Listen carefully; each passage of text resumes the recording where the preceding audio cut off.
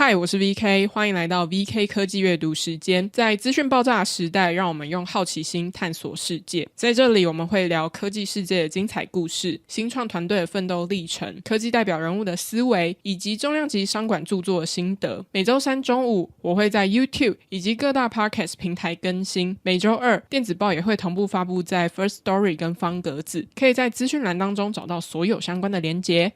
本集节目由黑嘉嘉围棋课赞助播出。在今年初的时候，我开始重新学围棋，那时候就对黑嘉嘉围棋的互动式课程印象深刻。最近呢，他们的平台大改版，推出了棋魂对决的功能，让我有更多的动机、更多的兴趣去学围棋。因为我完全没有想过有一天我可以和黑嘉嘉对弈。这次改版最让我惊艳的就是 AI 对弈棋魂对决的功能。你可以很轻松的选择不同角色来对弈，比如说从黑嘉嘉老师啊、齐天大圣、关羽，还有很多不同的限定角色，就每个 AI 都有不同的棋力跟个性，然后你可以随意的挑选去选择不同的角色来对弈。那一刚开始呢，我当然就是挑战黑嘉嘉嘛，结果下了前面几步棋之后呢，我就知道快要输了，因为职业棋士的实力果然不是围棋麻瓜我可以挑战的。那即使是 AI 的版本呢，也可以让人感受到那种强大的压迫感。后来发现呢，职业棋士当中有小嘉嘉的选项，想说这个角色可能会比较容易一点，果然棋盘变得小一号，而且这一次呢，几乎是用快棋的方式下完的，而且竟然还赢了。不得不说，在赢过小嘉嘉的时候，其实还蛮有成就感的。在下快棋的时候，有好几步的棋其实下得蛮不确定的，但这也不用担心，因为每一局呢，它都会有复盘的功能，这是我私心非常喜欢的功能。因为在对弈结束之后呢，系统就会跟你分析说，在第几步的时候你可以怎么下会下得更好，而且这可能一步呢会有3到4种的下法，比如说在这一期下这个位置可能是要逃跑，可能是要叫吃，或是有更好的布局考量，然后系统都会告诉你说这样子的下法它背后的意义是什么。那这个功能呢真的很方便，在你下完棋的当下它会帮你复盘分析，这时候呢可以让人马上从实战经验中学习。这就很像是我们在分析一家公司它背后的一些决策的逻辑是一样的，因为围棋的每一步呢都有它的策略思考，然后透过复盘的方式你可以看到高手是如何思考全局的，然后如何在关键时刻做出最佳的选择。多了这些对弈功能之后呢，让我有更多的学习动机，想要知道可以怎么下会更好。那这时候呢就会在下完几回合之后呢，乖乖的回去把之前没上完的课给上完。这种玩中学学中玩的设计啊，真的蛮聪明的，不像传统的单项学习，而是创造了一个完整的学习循环，或是一个学习飞轮。也就是说，上课学习基础知识，然后呢你就可以接着去跟 AI 对弈实战，再从这个对弈实战的过程当中呢去复盘分析错误，再回去补强相关的课程。因为我就是完全按照这样子的循环去学习整个围棋的一些知识。当上完课对战赢了好几局之后，可能你还是会想要知道自己目前的围棋能力在哪里。那他们的模拟检定功能呢也非常有趣，他们采用的是国际围棋能力检定的标准，可以更客观的去评估你的棋力等级。有了明确的指标跟标准之后，才知道自己在哪一个阶段，下一步该往哪个方向走。还有呢，天梯闯关的题目也非常好玩，有4000多题，可以按照布局、实战、计算力、观子4大方向分类，透过游戏破关的方式引导你循序渐进提升你的棋力。我很喜欢整体他们设计学习体验的思路，不仅只是单项学习，还有和不同角色 AI 对弈的功能，而且还有天梯闯关跟模拟检定等等的，这些呢都让我有蛮多的学习动机，想要把围棋学得更好，赢下更多的棋局。就是回想小时候学围棋的经验啊，那时候只会用包围的方式把对方的棋吃掉，那现在透过黑嘉嘉围棋的系统化学习，才真正理解围棋背后的策略跟深度。就是围棋和我们平常介绍不同科技公司的商业策略啊，还有产品规划有蛮多相似的地方，就是都需要观察局势，提前规划下一步，甚至呢在脑中演练未来的可能性。那这些能力呢不只是在棋盘上有用，它在工作啊，在生活当中也经常的被运用到。那现在呢只要新用户注册就赠送1个月的 VIP 时数，8月31前无论新旧用户购买课程再加码额外1个月。现在呢购买黑嘉嘉围棋课程还可以用折扣码 VKGO 可以再折500元，那适用儿童基础课、基础进阶、高阶大师课，还有组合方案。那推荐的组合方案有最强的初段，它是从零基础到业余高手完整进阶，还有从入门到巅峰全攻略，它是一个完整的围棋技能体系。如果你听到这里呢非常有兴趣的话，欢迎透过下方的资讯栏了解更多课程相关的资讯。今天的这一集呢非常特别，因为我们邀请到了 Apple in China 这本书的作者 Patrick McGee 来进行专访。那这个访谈呢，它是全英文的形式来进行的，所以在开始访谈之前呢，我想要先花个10分钟跟大家介绍一下，就是为什么会有这个访谈，还有访谈之中我们问了哪些问题，所以你等一下在听的时候可以专注的在这些问题上面，以及你可以听听看 Patrick 他怎么样去分享他的所见所闻，还有他在进行这本书之中做的一些研究。那最后呢，会简单的分享一下就是我跟 Patrick 之间的一些聊聊，然后我发现他真的对于台湾很多事情非常的了解。那先来分享一下就是为什么会有这次的访谈呢？这其实是源自于一个很脑洞大开的问题，就是因为我很喜欢 Apple in China 这本书嘛，所以我就在想说如果可以邀请到 Apple in China 的作者来聊聊的话，那应该会蛮有趣的。因为看完这本书之后呢，我就非常想要知道 Patrick 他会怎么样看待台商富士康还有郭台铭在整个苹果和中国关系之间扮演重要的角色。那我在听了很多 Patrick 他的专访之后，我发现一个蛮有趣的现象，就是每个主持人关注的重点或是每个访谈所关注的重点都不太一样。比如说 Ben Thompson 他就很聚焦在苹果上面嘛，那另外一个主持人叫 Steve 他就花很多的篇幅在讨论华为，但是呢就是关于台商富士康跟郭台铭这个部分很少有人会深聊。那你其实可以透过他的书知道说他做了很多的功课，包含他去看了吴建明老师的寻租中国啊，甚至去访谈了上百人，你可以知道说他对于这一个地方下了非常多的苦功。但是呢我就很想要知道他对于富士康、对于郭台铭、对于台商在这之中扮演的关系角色是什么。那总之在这些节目当中都没有听到的时候，我就想说好，那与其等待别人去谈这个主题，不然我自己主动出击好了。可是呢要让 Patrick 接受我的邀请这件事情其实也蛮不容易的。那这里可以简单分享一下，就是如果你想要知道更多细节的话，就欢迎去看这一期的文章，因为我在后记写了很多这一次邀访跟访谈的一些心得。那总之呢一刚开始的时候我就先写信给他，然后过了3-4天之后都没有回音，然后到这里我就想说好吧，因为这可能跟过去的一些经验都蛮像的，就是通常你写信给国外的作者或是国外的电子报作者通常不太会有回音，所以我那时候就想说 OK 好吧，这件事情应该就是到这样子了。然后刚好有一天在跟朋友聊到这件事情的时候，他就说没有回音吗？那你就再试一次啊，就 try again 这样子。然后不得不说就很多时候真的是你在试一次的时候就会发现有不一样的结果。所以呢我就稍微的改变策略一下，我发现呢 Patrick 他每一天都会在用 Twitter 转推各种跟 Apple in China 的心得文。那因为我已经写了电子报跟做了 podcast 嘛，所以有蛮多的素材，所以我就写了一篇小小的心得文，然后就是用英文写发在我自己的 Twitter 上面，然后呢就 tag Patrick， 结果没有想到他真的转推了。那转推之后呢他可能就对我有印象了，所以我又再敲他一次，结果他呢就真的回我了。后来呢我们就约了3周之后进行访谈，然后因为刚好那时候我联络他的时候因为他在休假，他说他有看到那一封信。那总之呢因为他前阵子都在跑宣传，然后就有点太累了，所以我们就约了3周后，就刚好是上个礼拜的时候我们有进行了访谈。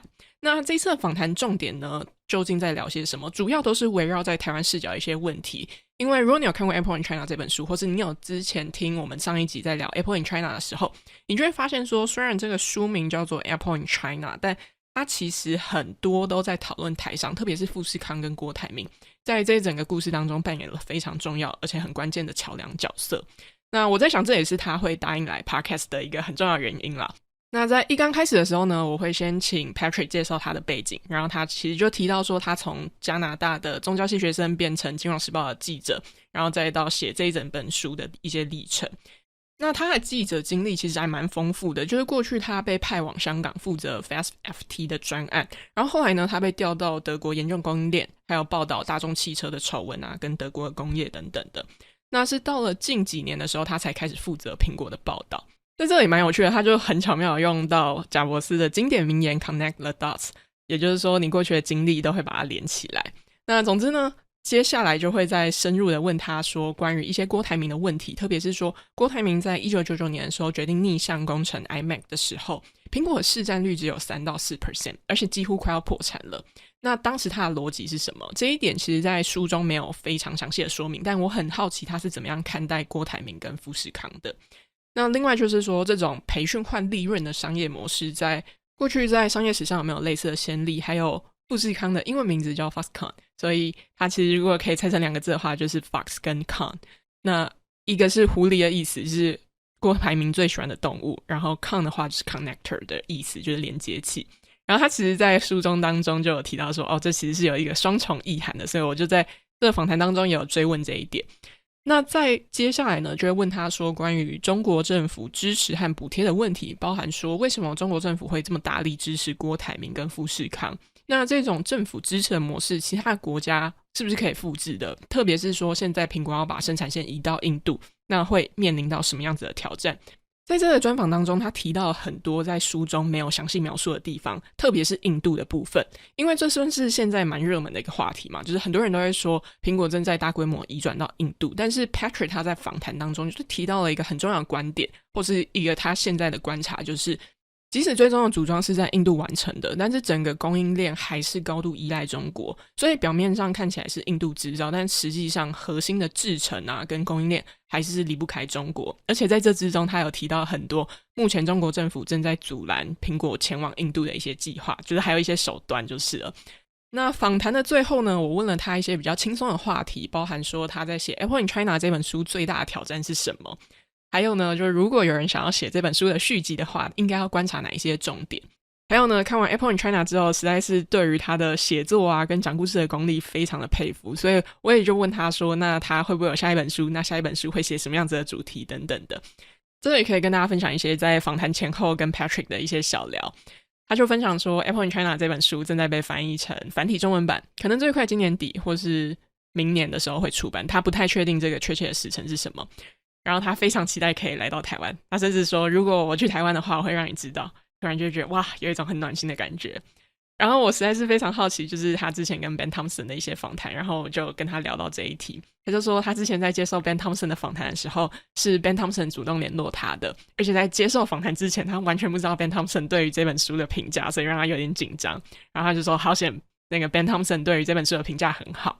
这一段分享超级真实的，因为我在刚开始的时候有先提供访纲给他，然后呢他有看了一下，大概知道我想要问的问题之后呢，他就跟我说如果接下来我有更新的话呢，就是可以不用跟他说这样子，因为他比较喜欢整个访谈的对话是非常自然而且有机的一个状态。那总之呢，其实后来我有修改了那份访纲，所以那份访纲跟我之前提供他是完全不一样的。那总之呢，你就可以感受得到在这个专访当中他非常有活力，而且他很乐于分享的讲出他所知道的事情。那最让我印象深刻的事情是他对于台湾的关注程度，就是在我们结束访谈之后呢，他就问了很多关于台湾问题，比如说台湾人会怎么看郭台铭啊，那郭台铭有没有出过传记，他想看看这样子，还有零日攻击什么时候会上映，他非常非常想看。前面的郭台铭可以理解，因为 Apple in China 这本书其实讨论到很多郭台铭的事情，但是零日攻击这个我真的是有点意外，我是说你怎么会知道，然后他说因为他有看到这样子的消息。那总之你其实可以感受得出来，就是 Patrick 他对于台湾的一些事情是非常非常的了解的。在节目主题之前呢，先稍微让我再啰嗦一下，就是呢因为这次的访谈是全英文进行的，那可能对于有一些听众来说会有一点吃力，没有关系，就是我也有同步在 YouTube 放上这一段影片，那我也有用中文 CC 字幕，所以可以直接观看。那在这一期电子报呢，我选了更详细的整理，还有幕后花絮，以及这个访谈带给我的想法，还有讨论了这本书它所受到的一些批评。那有兴趣的呢，就欢迎再去阅读了。那我就废话不多说，直接进入今天的主题，就是和 Patrick 的访谈。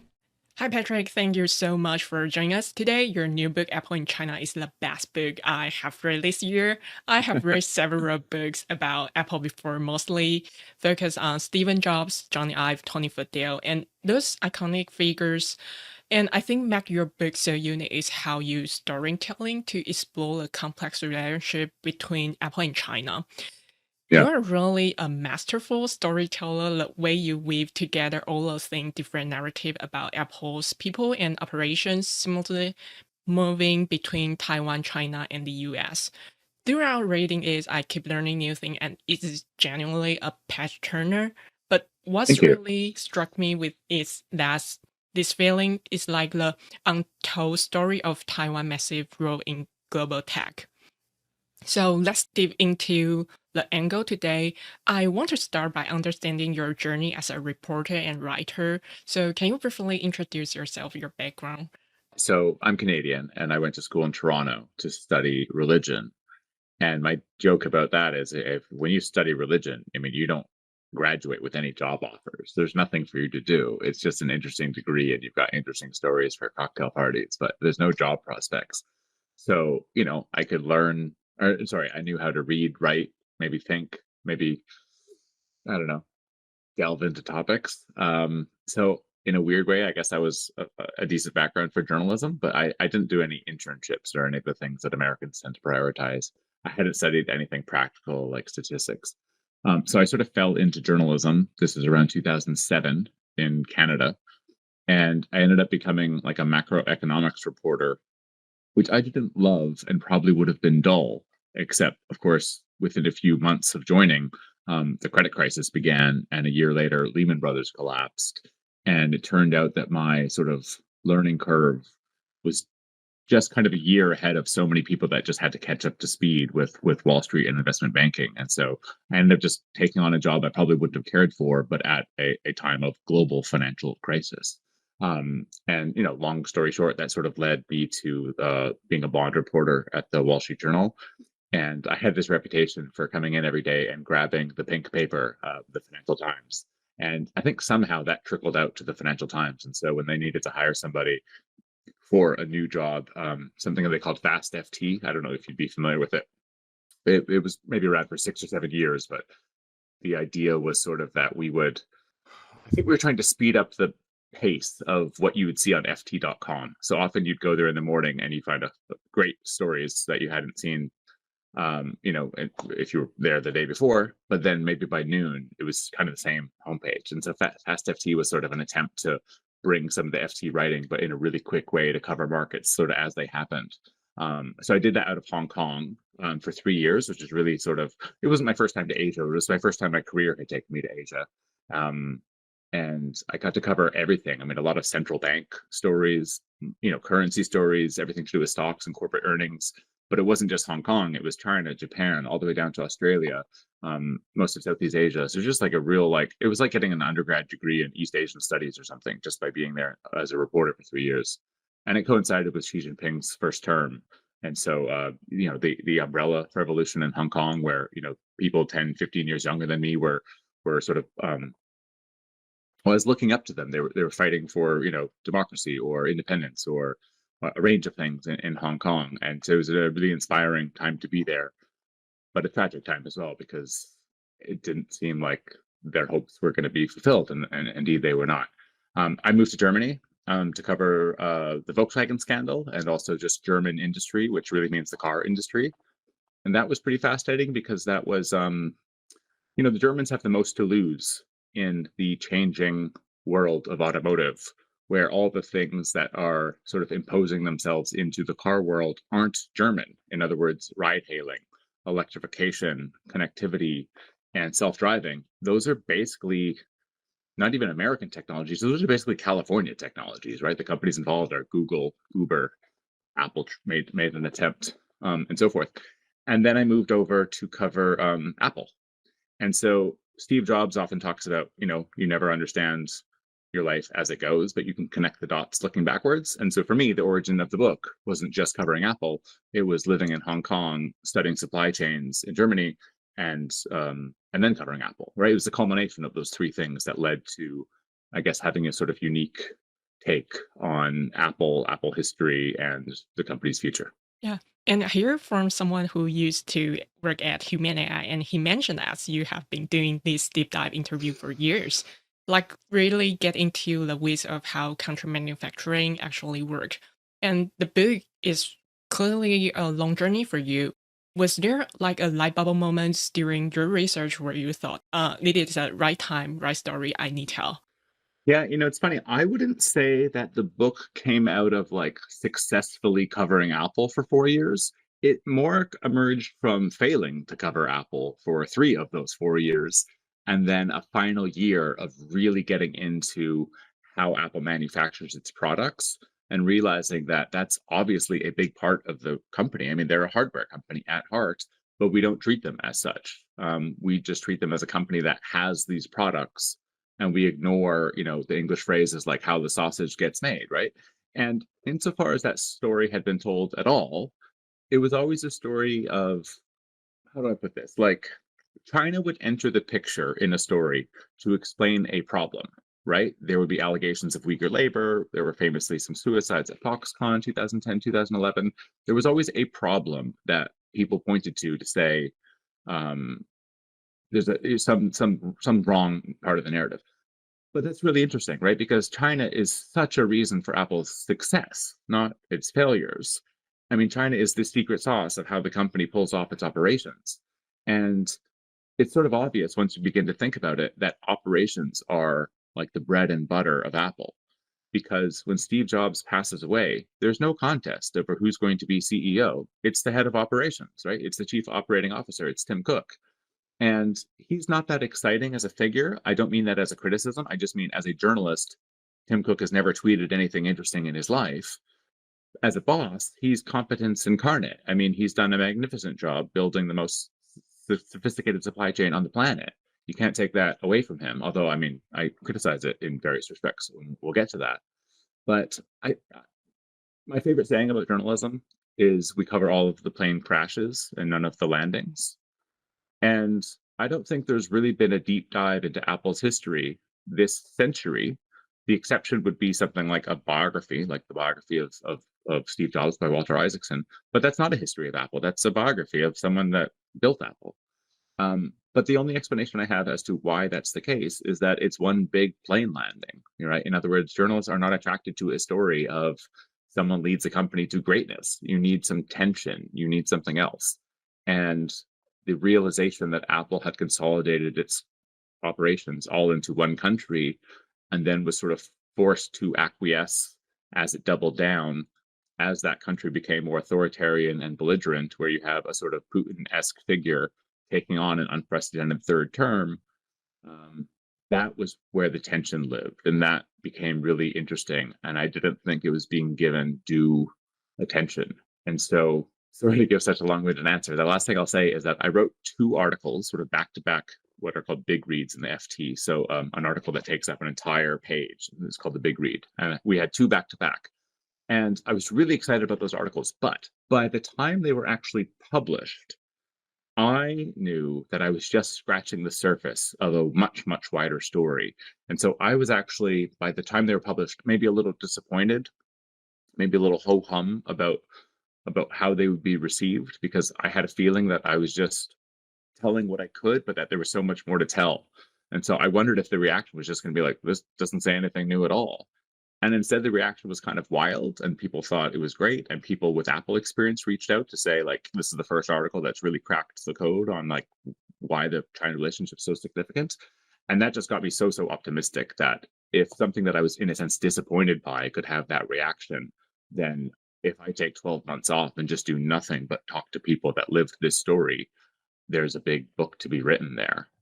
It was a really ambitious book. I mean, I was intimidated by, as my agent puts it, covering the most NDA'd company on the planet and specifically focusing on its operations in the second most important economy in the world, famously opaque in its governance.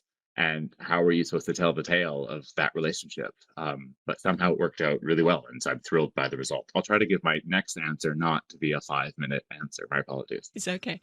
I think you can really tell how much research you did for this book. I mean, you even read Rival Partners this book, and this book is by Jimin Wu, which is the deep academic study about how Taiwanese entrepreneur and Guangdong official basically create the China development model together.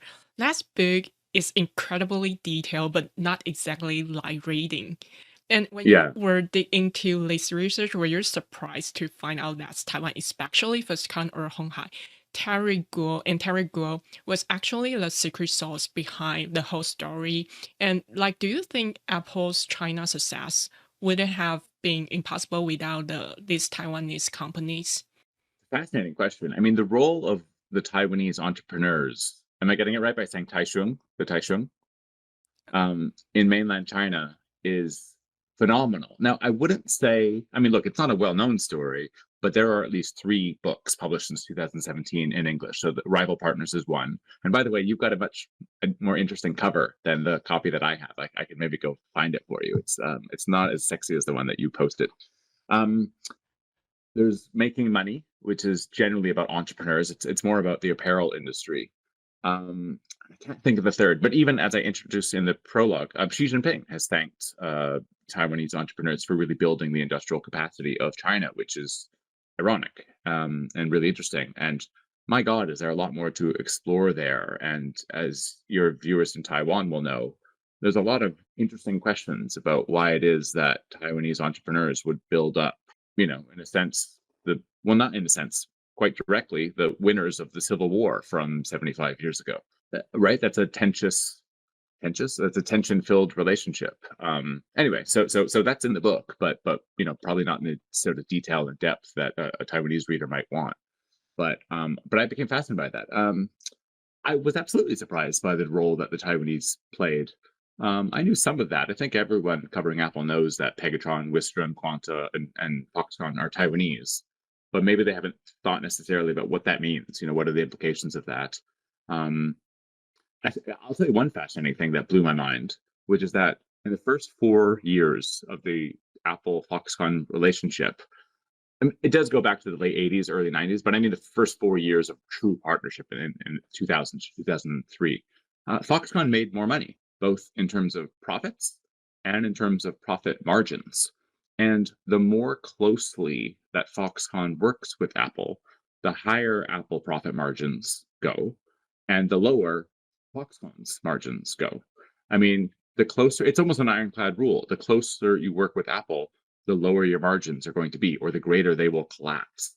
And that's really interesting because it helps you understand the psychology of the Apple engineers who looked around and thought, wow, are we powerful? I don't use this quote in the book, but one of them said to me, the red carpet was rolled out for us everywhere we went, right? The suppliers were just desperate for our deals.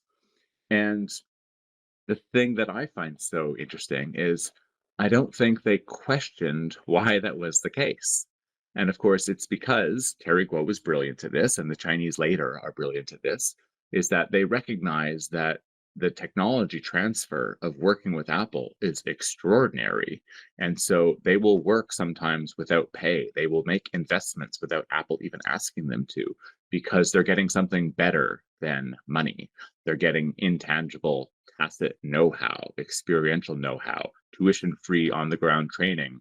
People would compare Apple engineering training to the Ivy League equivalent of hardware. So in other words, Terry Guo gets that. I don't know that Apple got that, right? They just saw low prices and they thought, wow, this is great. These people are willing to work for so cheaply. And I don't think they'd recognize the degree to which they were just sort of gifting away manufacturing expertise. And it's a 2020 hindsight thing. You can only see that looking back 25 years later. But that's what makes the story, I think, so incredible. Not my telling of the story, but like the actual lived experience of how this all plays out. And then I try to do that as best as I can. But I'm trying to say it's not my wording of the story. It's the actual experience of how this played out that I think is just mind-boggling and fascinating. And that was the concept you mentioned in your book is Apple squeeze, right? Yeah, I don't know that it's right to say that I coined this, but I just want to say a few reviews have tried to say that the Apple squeeze is like the internal language that is used by Cupertino. So I just want to distance myself from that. I'm coming up with a term for it. Maybe it ends up getting used and then I could lay claim to coining it. But at the moment, that's just my way of saying, Apple will say to its supplier, look, we're not going to pay you a whole lot. You're going to get very squeezed on the margins, but what you will get in return is so much greater than profits. It's all this know-how. But that didn't become explicit until, as far as I know anyway, 2015, 2016.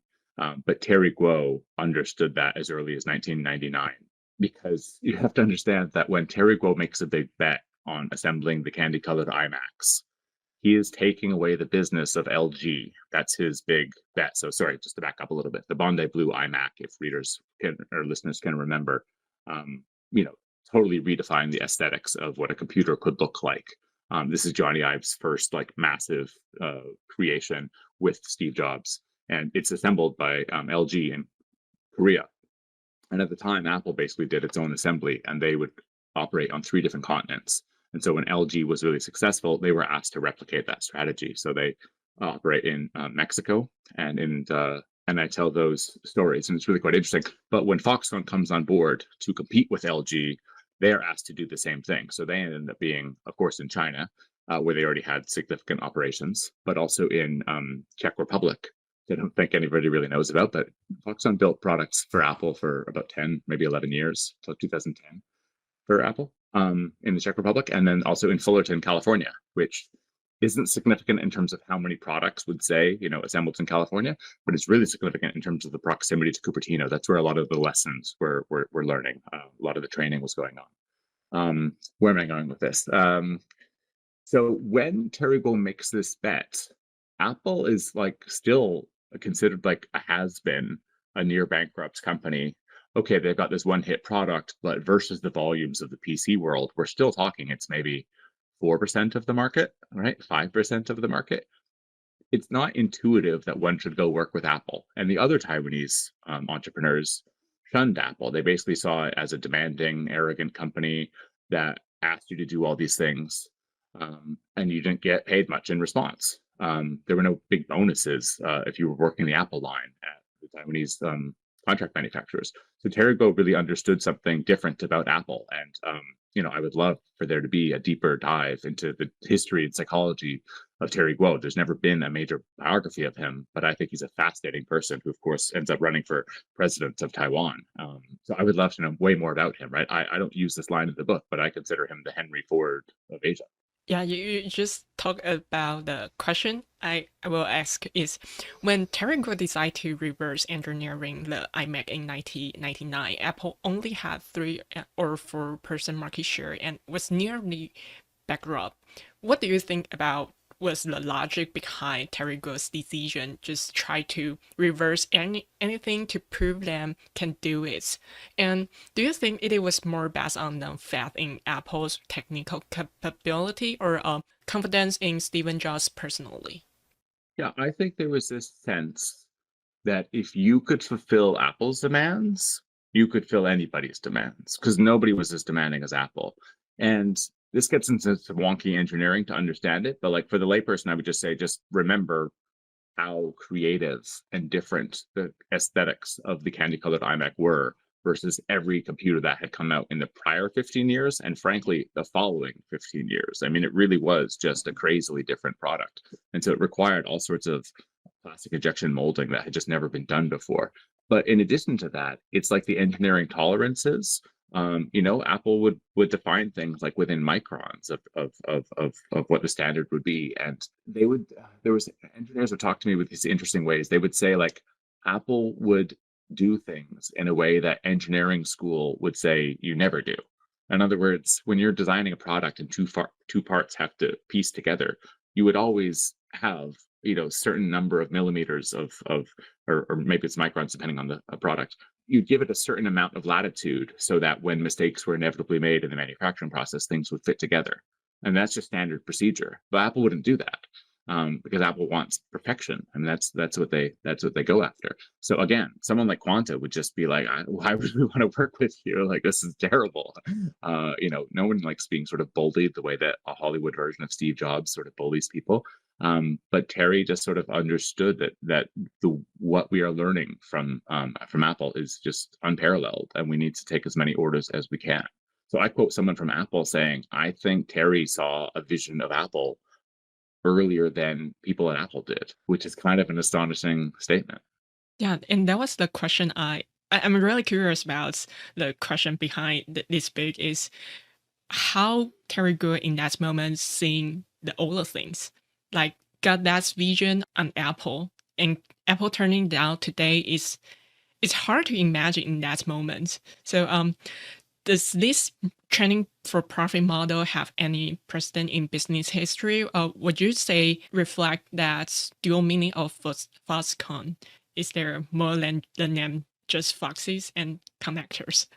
It's a great question, but I don't know that I know the answer. It would have to be some academic who studied corporate history. I don't know other examples, but part of it is that at least if we confine ourselves to the PC industry, I mean, it's sort of obvious to anybody that nobody was doing what Apple was doing. I mean, the beige box computer is the thing for the prior 10 years, right? I joke to people, what's your favorite Dell or HP computer from the early 2000s? Because nobody has one.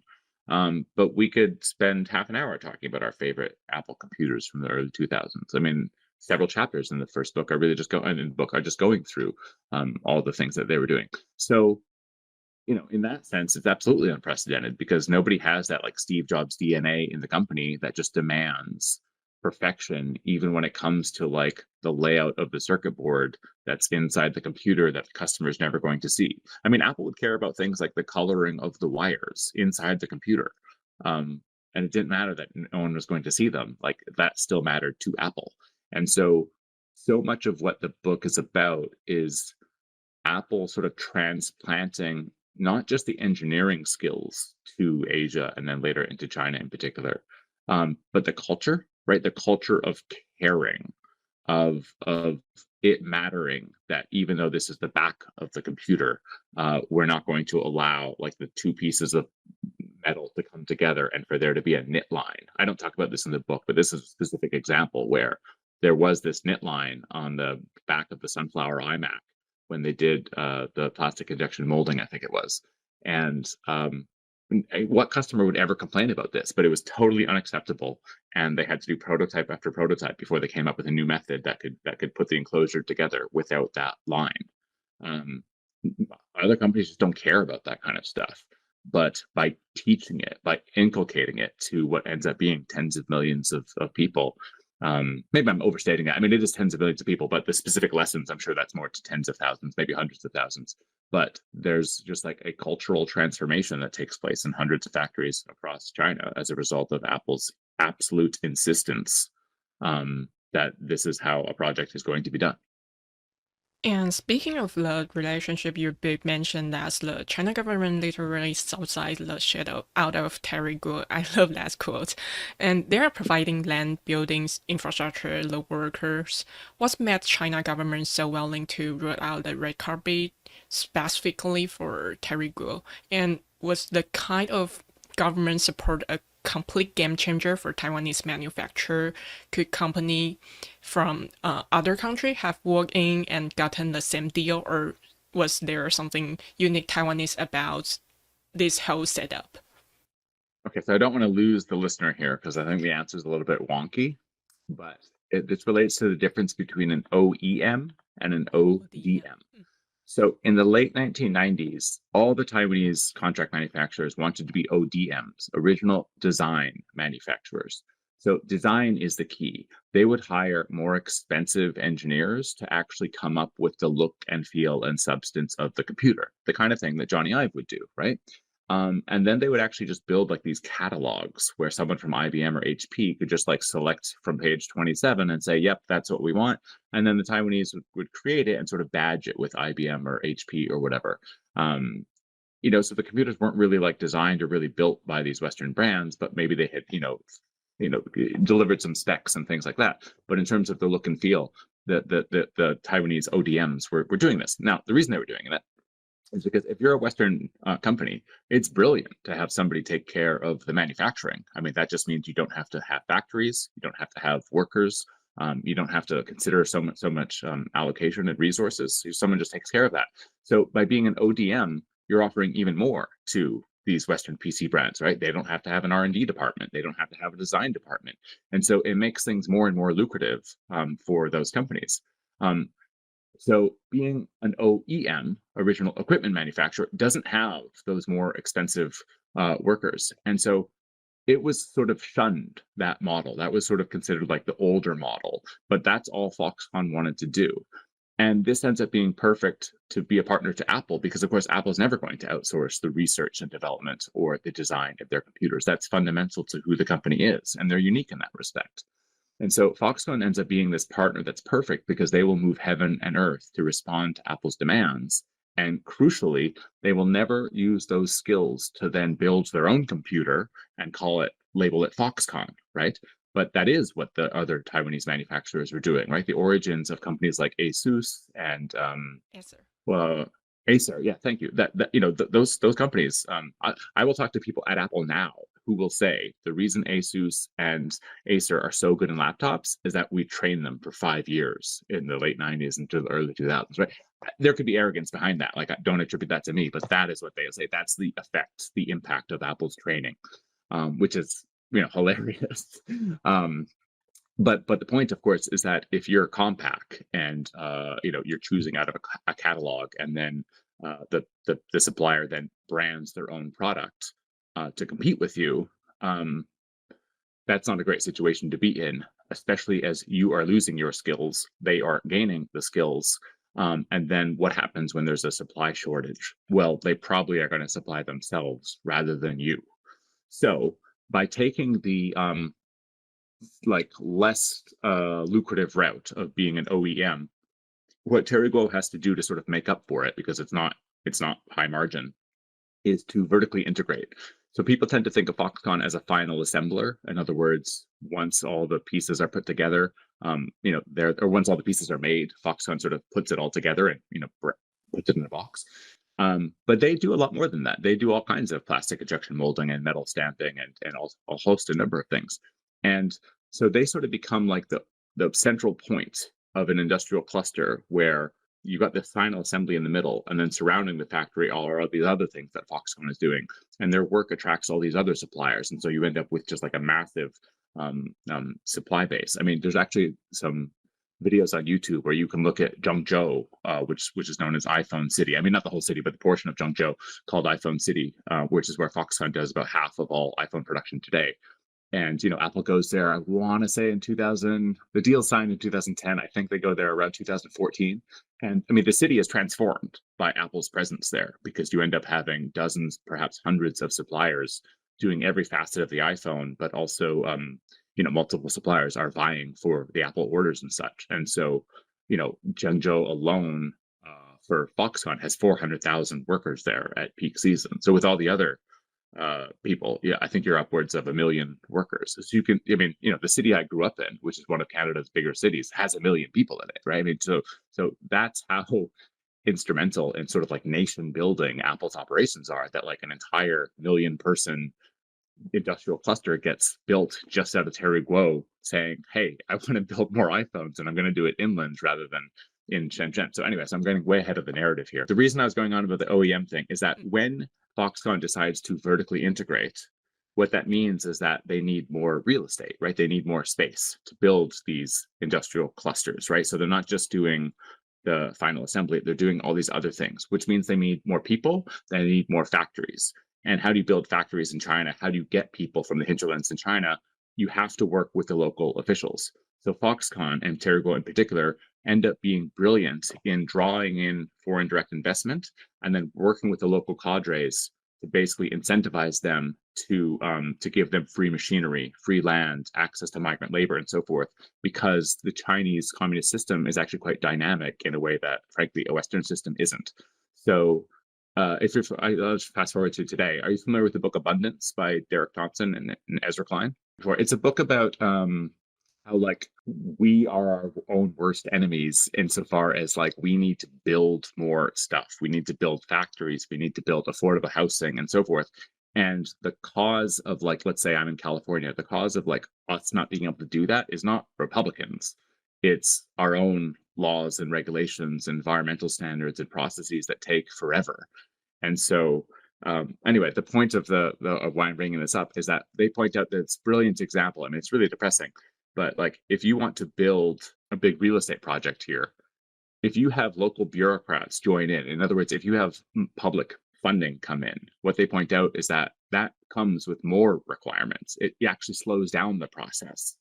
In China, and I'm talking 25 years ago, but it should be true today as well, is the total opposite. If you get the local cadres on board, right, the local sort of cadres of the Communist Party, they act more like a venture capitalist who sits on your board, cuts red tape, allows you to do what you need to do, and so forth. And so Terry Guo ends up being like this brilliant practitioner of understanding how to like, get one city or state to vie against the other and really build out his factories. So most of it's in Shenzhen in the 80s and 90s, but eventually he expands to, at least 4, 5, 6 different locations across China.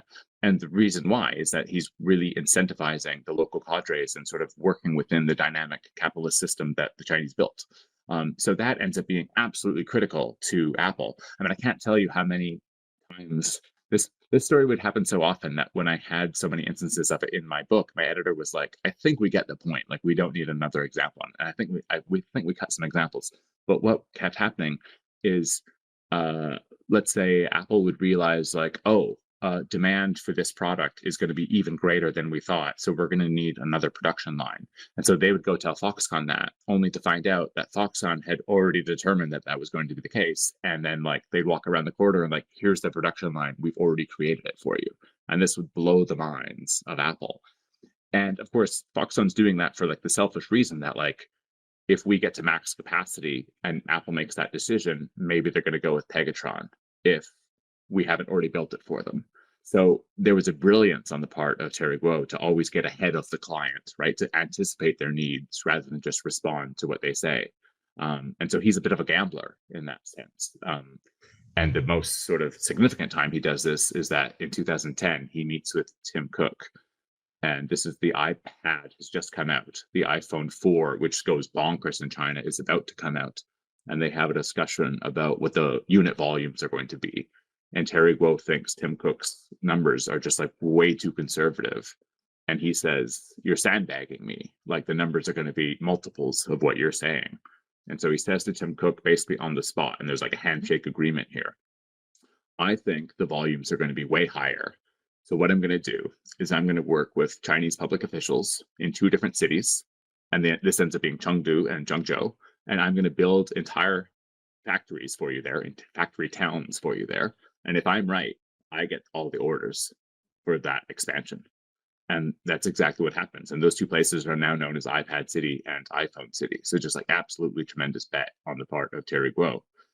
The last thing I should say, especially in the 80s and the 90s, and then it's changes in the 2000s, not only is Terry building the factories, but he's building dormitories, right? Famously, I think, for all these workers.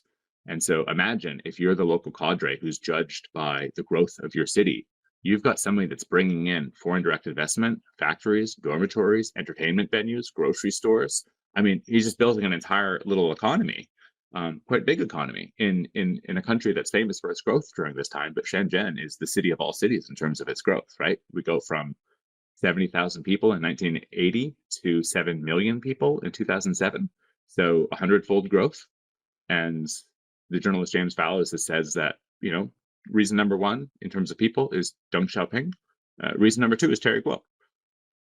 That's fascinating. But what we have to remember is that who's Terry Guo working for, as it were?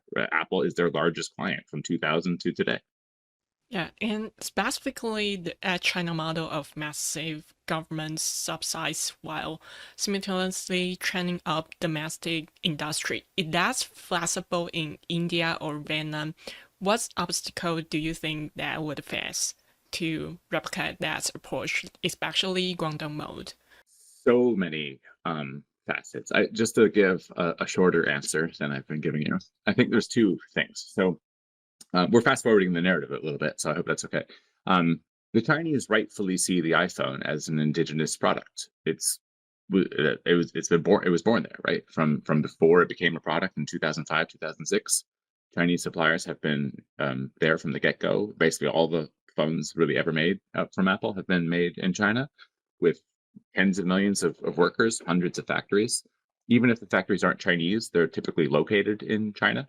And so the more that Apple decides to de-risk from China by moving their operations to India in particular, which of course has a pretty contentious history with China, the more that Apple risks being seen as the poster child for Western decoupling from China. That's a terrible image for Apple, right? So I would, advocate that Apple accelerate its diversification from India, but I'm the first person to say that. I mean, as much as I want to see that, it's going to be an immediate problem for a $70 billion business that they have. Anytime you give any number related to China or Apple, you have to give some context because the numbers are so big that we can't understand it.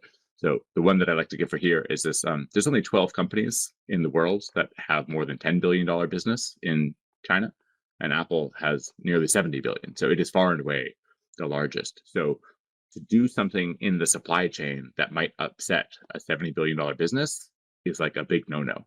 this is partly why I call the company captured, right? They're sort of encircled by Chinese operations, and it makes it really difficult for them to move. So if you play the game Go, you can sort of see the metaphor I'm stealing from Henry Kissinger here. The other reason, of course, is Beijing knows sort of better than any other world government the value of manufacturing, whether it's the value creation, the job creation, the sort of trickle-down effect from having those kinds of jobs, right? I mean, Xi Jinping calls like app economy stuff the fictitious economy, right? He's a real hard hat kind of guy. And so he doesn't want to see those jobs leave to India. And so since I finished writing the book, there have been at least 3 major stories of problems where the Chinese people with experiential know-how are not having their visas accepted for them to go to India to set up production lines. Machinery tagged for production lines in India is just being held up at customs and saying, we don't want to export this machinery. And the most recent story was that Foxconn Chinese employees that are in India right now are being recalled back to China. So, I mean, that gives you 3 different facets of evidence that the government of China does not want to see these jobs move to India. So, to simplify, consumer backlash and Beijing backlash. What do you think about Taiwan bringing to the table that nobody else can? And in this new world where geopolitics is basically reshaping everything, what's make Taiwanese company irreplaceable? Well, unfortunately, I don't think they are irreplaceable. I mean, obviously, I don't read Taiwanese media as much as I assume you do. My story is very centered on Apple, but there's direct parallels to the major Taiwanese companies, and so you can tell me whether that story is being told. But the Taiwanese companies are being squeezed out of the Apple supply chain by Chinese companies that have learnt all they needed to take over those operations. And because they operate in a different paradigm of party state capitalism rather than a sort of profit first capitalism, they are able to operate at lower margins because they'll work with the state to get certain subsidies, or they will just accept those lower margins because the goal isn't, shareholder dividends. The goal is command and control of industries and to show how much you know. So there are a few instances I note in the book where Luxshare has been in the crosshairs. Luxshare is sort of like the Fox, it's called Little Foxconn sometimes. It's a company that does contract assembly for Apple. Apple's their largest client, but they it was founded by someone who was one of the earliest workers in Foxconn in, I think, 1988 in mainland China. And so, she's very much learning what she can from Terry Guo. She even plasters the walls of her factories with Terry Guo-like sayings, which is sort of a fun part of the book. So I don't think the Taiwanese are irreplaceable. I think many cases they've been hired, they've been spied on.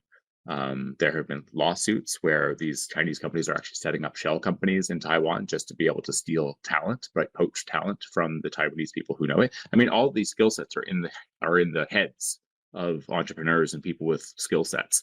And so I have an instance in the book where somebody would walk out of a factory and there would just be Chinese competitors waiting for the person in the parking lot and saying, "Give me your paycheck. I'll double your salary on the spot right now." And this was happening all the time from, I think, 2012 onwards, and continues to happen. So no, unfortunately, I don't want to sort of come with the bad news. I don't think there's anything irreplaceable about what the Taiwanese companies have done. I think they've done a magnificent job, clearly. But the writing is on the wall. The Chinese investors are valuing the Chinese competitors to Taiwan at higher valuations. Now, one thing I didn't put in the book, which is a great irony, is that actually companies like Wistron have actually done tremendously well in recent years, because instead of doing work for Apple, which is really low margin, they've actually made this huge play into AI servers. So I don't know the numbers off the top of my head, but I think it's Wistron whose market valuation is in another league, like another echelon than where they've been the last 20 years. And it's because they've been instrumental to this big push among companies like NVIDIA to build massive data servers where the demand is basically insatiable. And so, irony of ironies, it's the Chinese companies that are taking on more of the Apple orders, but that's low margin assembly. Whereas what the Taiwanese companies have done, they've really ridden the artificial intelligence wave. And as a result, some of them have done tremendously well in the last 3 to 5 years. Yeah. Before we wrap up, I have a couple of lighter questions for you. Yeah. Okay. Writing a book of this scope must be incredibly challenging. What was the hardest part of putting Apple in China together? Was it getting people to talk or organize all the things, or something else? So many things were difficult. So I don't know how to.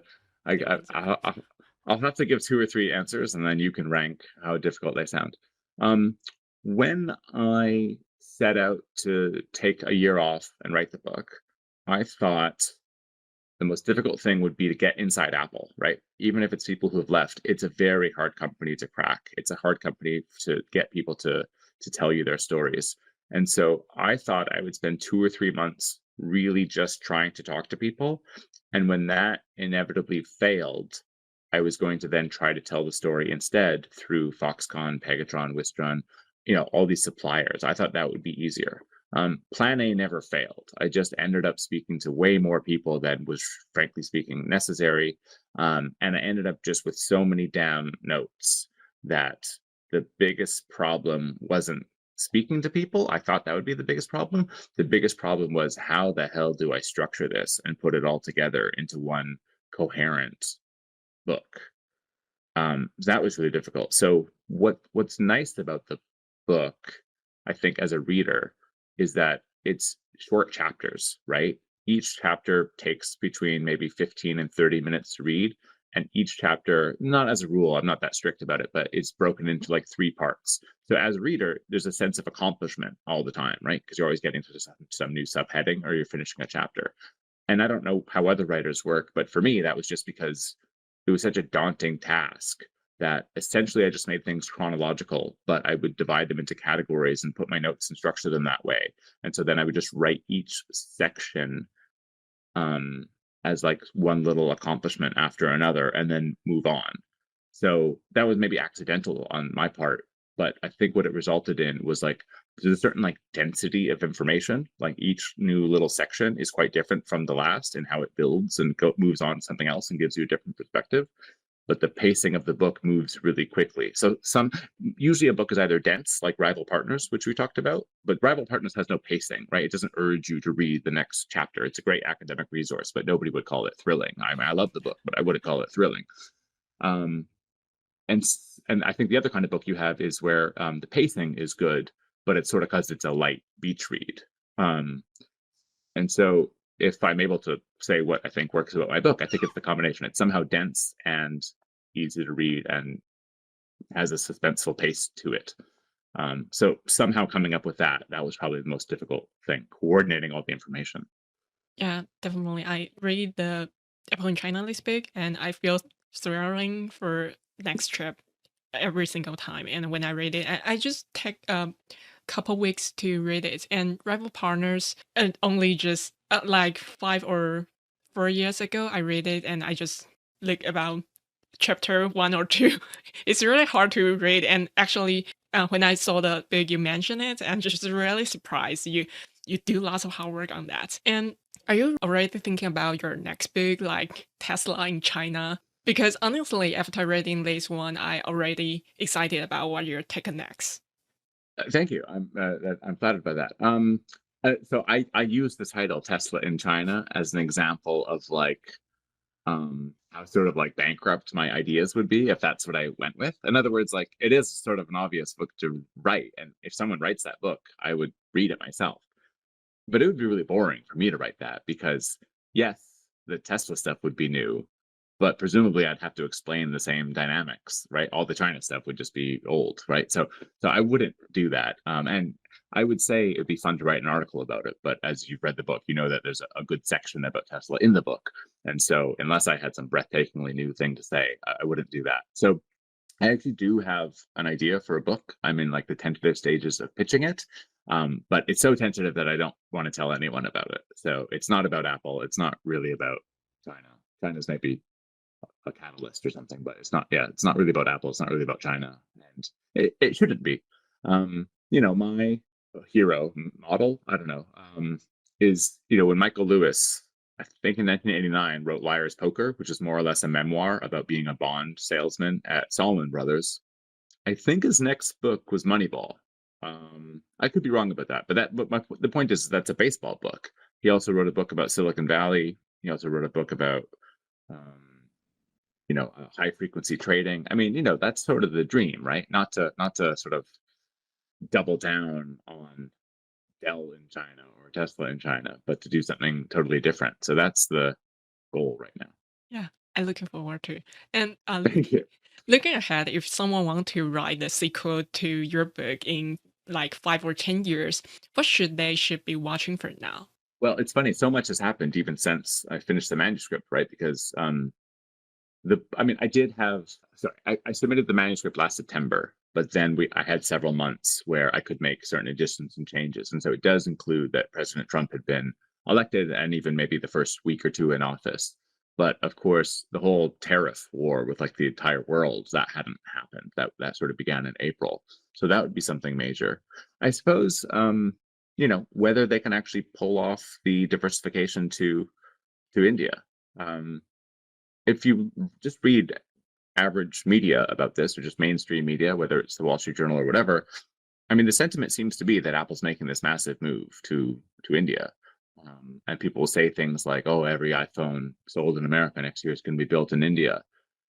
And like the headline can be true, but like none of the details actually really align with that, because that phone that an American buys next year that says made in India is no less dependent on the China-centric supply chain than any other phone ever made by Apple. So if the final step is done in India, you haven't really changed anything. You've gotten around tariff laws, but you haven't actually accomplished a whole lot. And so it'll be fascinating if in 5 or 10 years, Apple's really been able to like replicate. I shouldn't even just say Apple and India have been able to replicate China's achievements. But I'll tell you one funny thing, which is that not from the book, I don't think, but from interviews I've given, some people get the impression that I'm giving so much credit to Apple and not enough credit to China. And it couldn't be further from the truth. My whole point is that China was a once in a century partner that had all sorts of people that were, willing to move in from the hinterlands to cities like Shenzhen to do the work, to do it sort of for 12 hours a day. The industrial policy was world leading, not in terms of just bringing in capital, but building things, turning just like basic land or like fishing villages into, cities that rival the likes of New York or London that, most Westerners haven't even heard of, but are obviously massive and successful. And even just like on a philosophical level, the way that Chinese capitalism works and functions and is effective. So I'm trying to give so much credit to China that I don't think Apple can do this anywhere else.